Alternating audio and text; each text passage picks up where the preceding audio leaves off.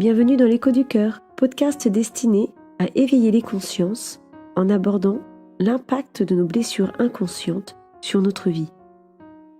Je suis Marion Magdela, docteure en psychologie clinique, et je vais vous accompagner pendant cet épisode.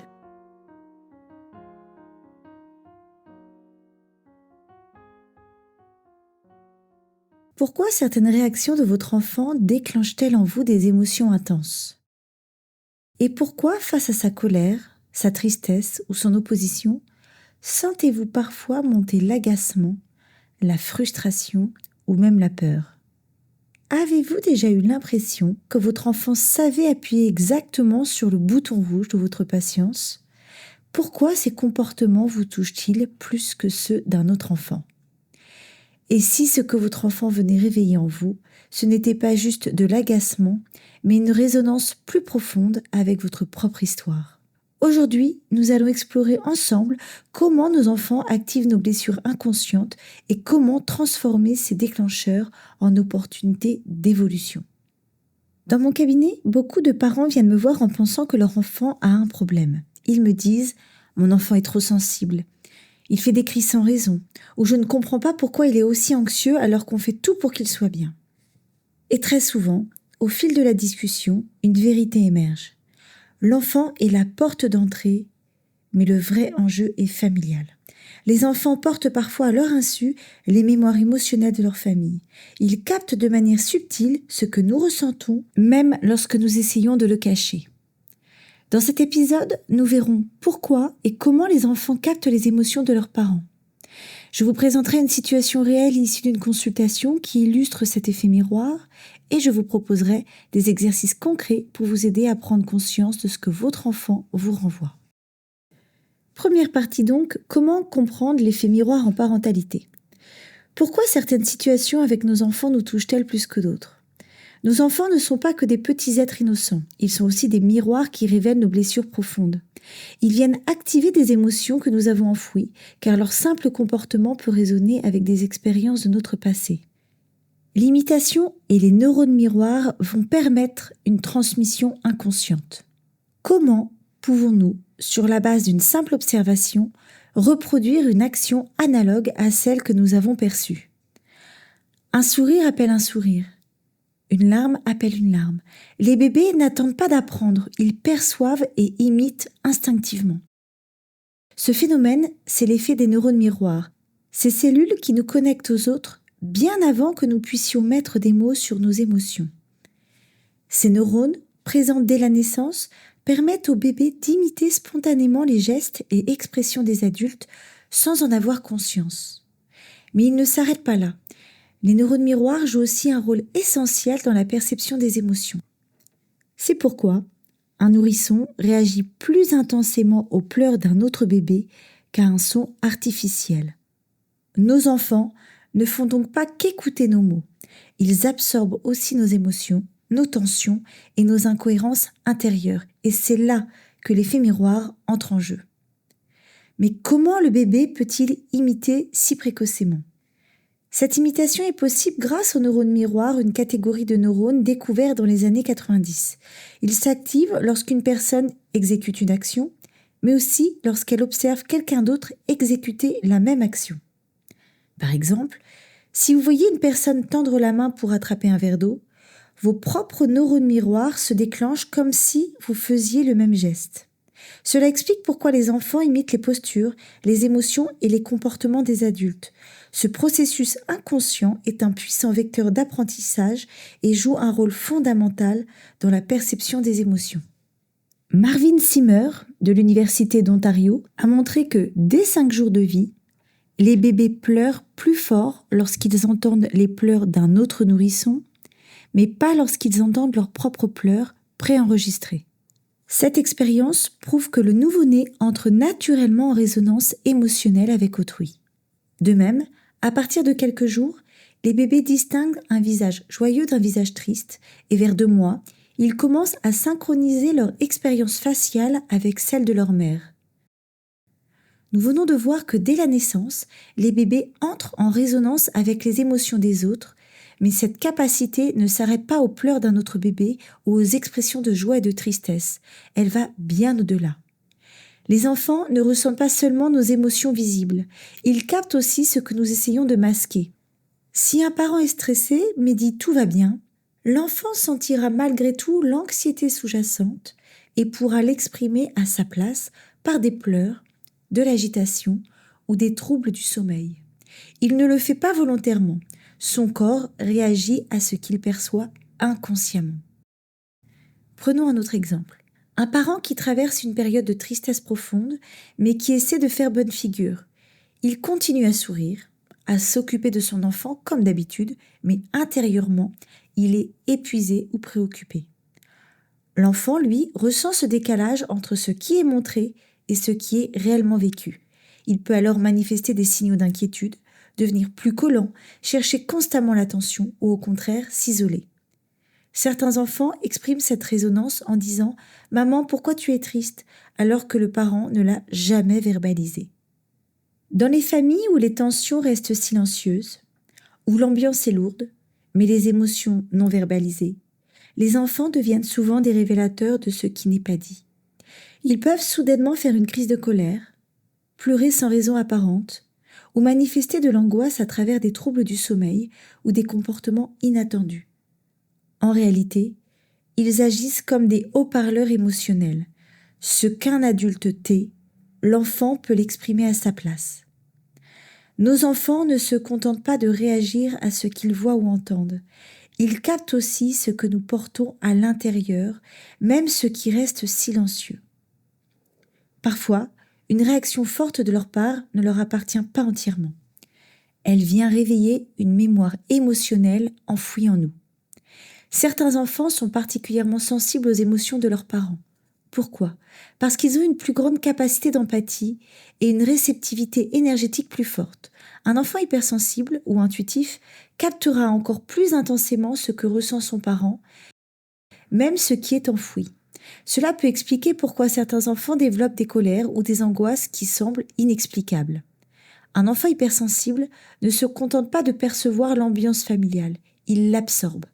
Son cerveau droit, encore dominant à son âge, lui permet de capter les intonations, les micro-expressions, la posture corporelle et même l'énergie émotionnelle des adultes autour de lui.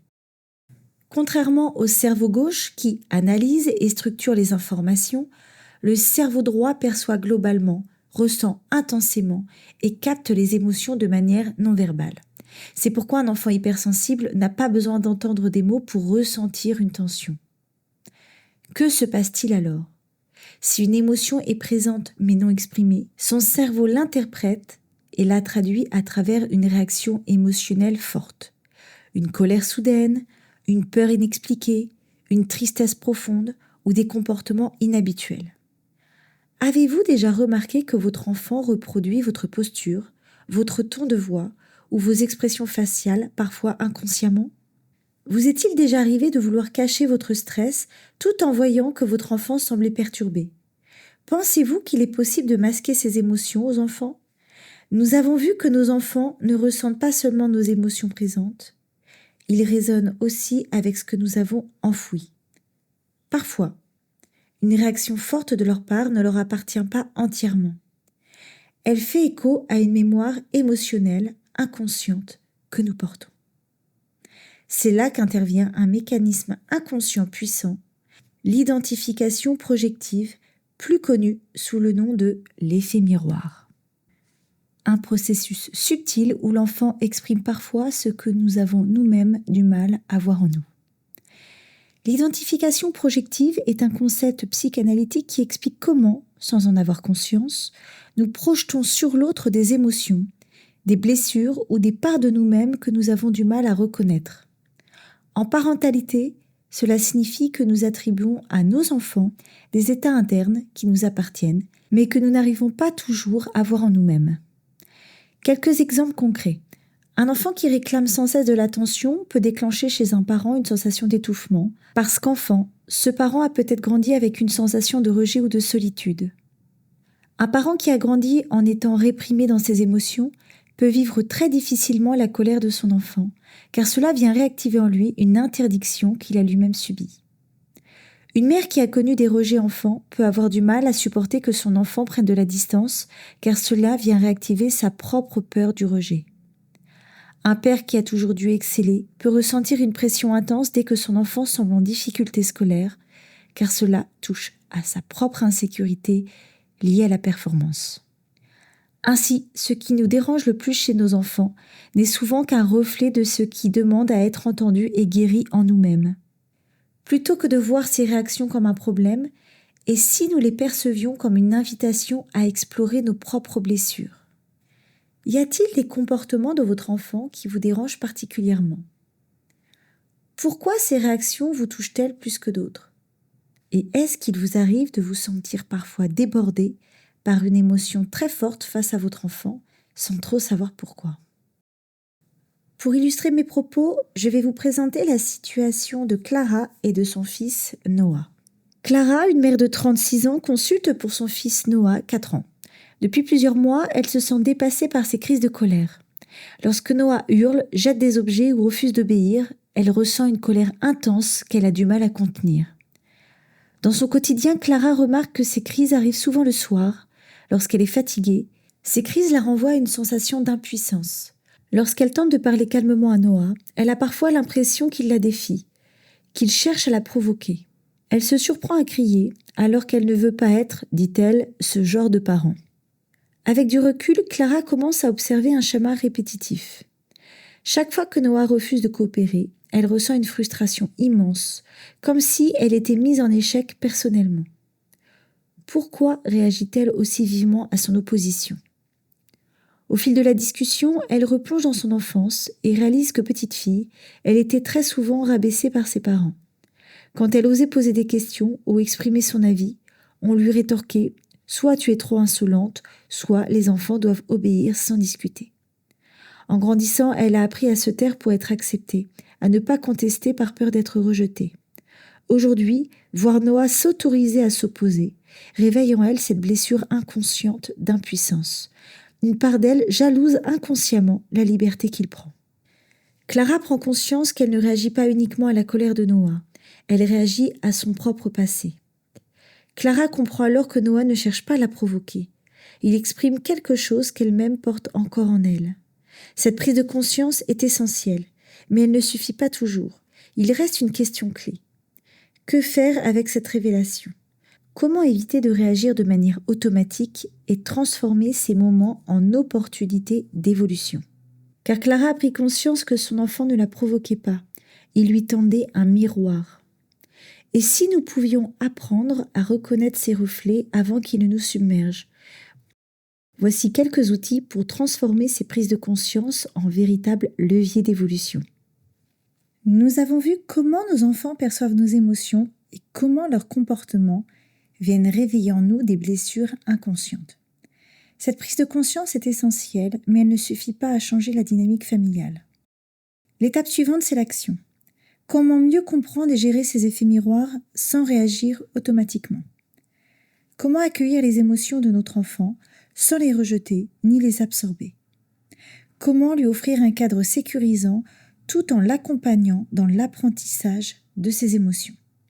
Nous avons vu que nos enfants sont comme des éponges émotionnelles. Ils ne réagissent pas au hasard, mais traduisent souvent ce que nous portons en nous, même inconsciemment. Alors comment transformer ces effets miroirs en opportunités d'évolution?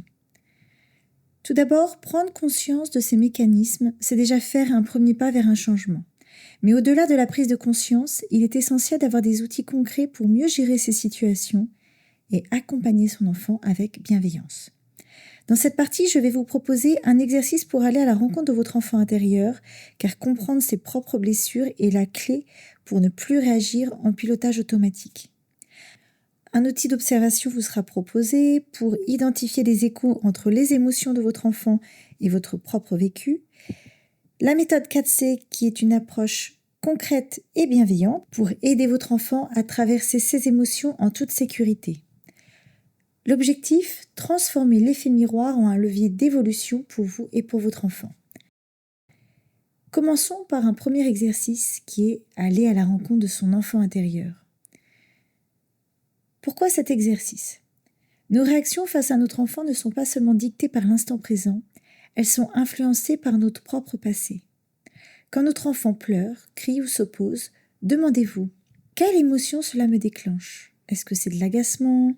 Est-ce que c'est de la tristesse, de la peur, de l'impuissance, de la frustration ? Puis, quand est-ce que j'ai pu ressentir cela enfant ? Est-ce que j'avais le droit d'exprimer cette émotion à l'âge de mon enfant ?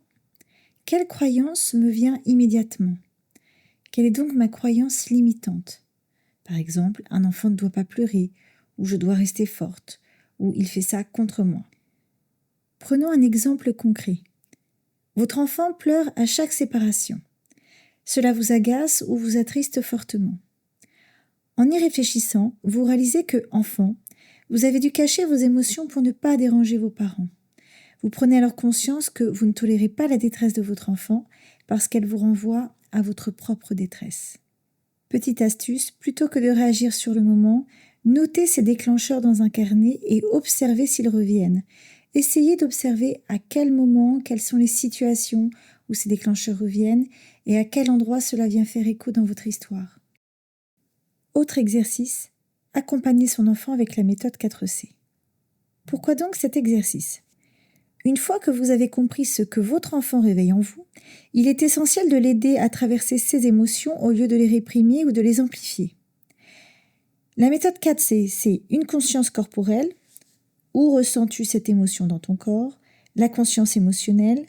Que ressens-tu ? De la tristesse, de la colère ou de la frustration ? Une conscience psychologique. Qu'est-ce qui te fait ressentir cela ? Et une conscience énergétique. Est-ce que tu ressens une pression ? Est-ce que tu sens que ça serre ? Est-ce que ça fait comme une grosse plaque posée sur la poitrine ou est-ce que ça tourne dans le ventre ? Prenons un exemple concret avec un enfant en colère.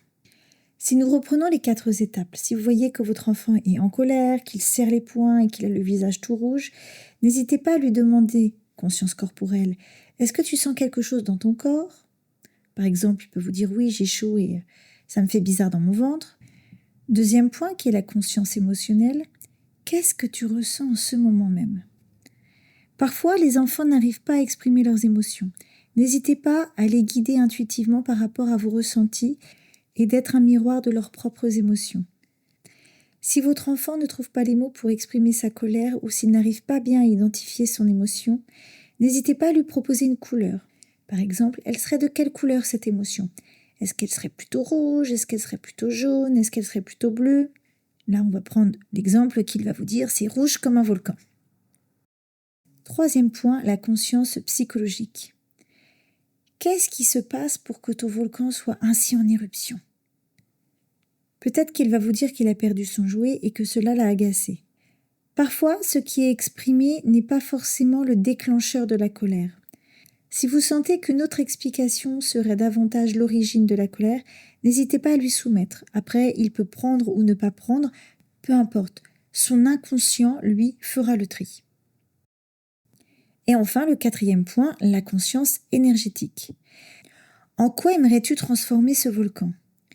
S'il ne sait pas, n'hésitez pas à lui proposer quelques exercices. Les enfants sont sensibles à l'aspect ludique.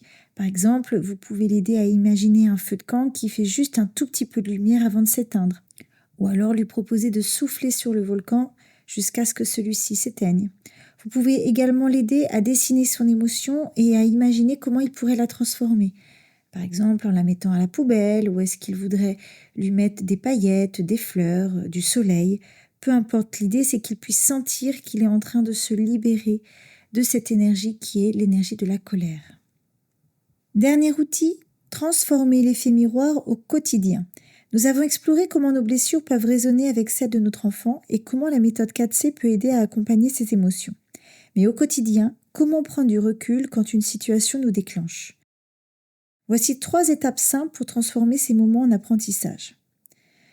Premièrement, observez sans juger. La prochaine fois que votre enfant vous déclenche une forte émotion, stoppez-vous avant de réagir. Si vous le pouvez, facile à dire, je sais bien. Prenez une grande inspiration et posez-vous cette question.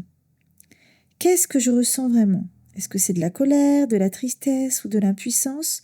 Juste observez ce qui se passe en vous sans chercher à répondre immédiatement.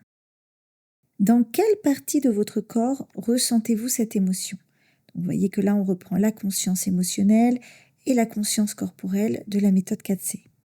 Pourquoi c'est puissant ? Cela permet de désamorcer l'automatisme de réaction et d'accueillir ce qui se joue en vous. Ensuite, posez-vous cette question. Ai-je déjà ressenti cela enfant ? Parfois, cette prise de conscience suffit à réduire l'intensité émotionnelle. Vous voyez que là, on est dans la conscience psychologique. Exemple, votre enfant s'oppose et refuse d'écouter. Vous sentez une colère intense monter. Vous vous souvenez que, enfant, on vous demandait d'obéir sans discuter. Cette situation réveille en vous une ancienne frustration, pas seulement un conflit avec votre enfant. Et pourquoi c'est essentiel ? Parce que cela permet de faire la différence entre ce qui est lié au présent et une réaction influencée par son passé. Vous pouvez utiliser la respiration en conscience pour pouvoir respirer dans l'émotion et permettre à votre corps de libérer cette intensité émotionnelle pour pouvoir libérer l'énergie qui est bloquée. Et là, nous sommes donc dans la conscience énergétique. Vous voyez que l'effet miroir est un vrai outil d'apprentissage. Plutôt que de voir une crise, essayez de voir une opportunité d'évolution. Demandez-vous quelle nouvelle manière d'agir vous pourriez tester la prochaine fois. Et n'hésitez pas à vous entraîner. Par exemple, cette semaine, testez. Observez une situation où votre enfant vous agace, par exemple, et notez ce que vous ressentez et posez-vous ces 3 questions. Qu'est-ce que je ressens réellement ? Quand ai-je ressenti cela pour la première fois dans ma vie ? Et comment puis-je agir différemment la prochaine fois ? Petit rappel, les enfants n'apprennent pas avec nos mots, mais avec ce qu'ils perçoivent. N'hésitez pas à prendre conscience de vos signaux non-verbaux, votre ton, votre posture, votre énergie, et de travailler aussi sur votre propre régulation émotionnelle pour ne pas projeter sur votre enfant. N'hésitez pas à montrer l'exemple plutôt que donner des consignes qu'on ne suit pas nous-mêmes, car comme vous l'avez compris, les enfants nous imitent grâce aux neurones miroirs. Nous voici arrivés à la conclusion. Les enfants ne sont pas là pour nous provoquer, ils sont là pour nous révéler. Chaque émotion qu'ils nous renvoient est une opportunité d'explorer une part de nous-mêmes qui demande à être reconnue et guérie. Et si nous changions de regard sur ces moments difficiles ?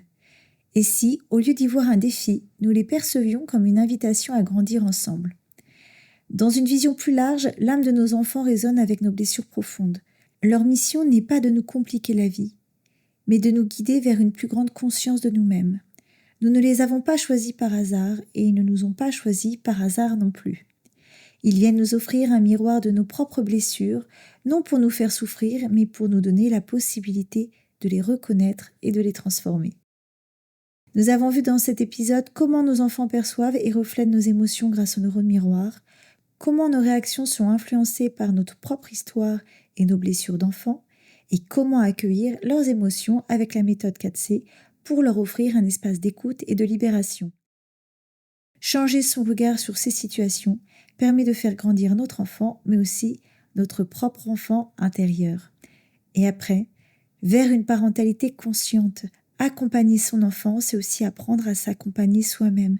Comprendre ce que ces émotions réveillent en nous permet de grandir ensemble avec plus de bienveillance et d'authenticité. Accompagner son enfant, c'est aussi un chemin d'exploration intérieure. Pour aller plus loin, retrouvez les ressources et les outils complémentaires en description sur le site de l'Académie du Cœur. Vous retrouverez toutes les informations, notamment par rapport à la méthode 4C. Dans le prochain épisode, nous verrons comment apprendre à son enfant à reconnaître, à nommer et à exprimer ses émotions. Merci d'avoir partagé ce moment avec moi. J'espère que cet épisode vous aura offert des clés pour mieux comprendre ces résonances invisibles qui façonnent nos relations avec nos enfants. Prenez bien soin de vous et de votre enfant intérieur et à très bientôt pour le prochain épisode de l'Écho du Cœur.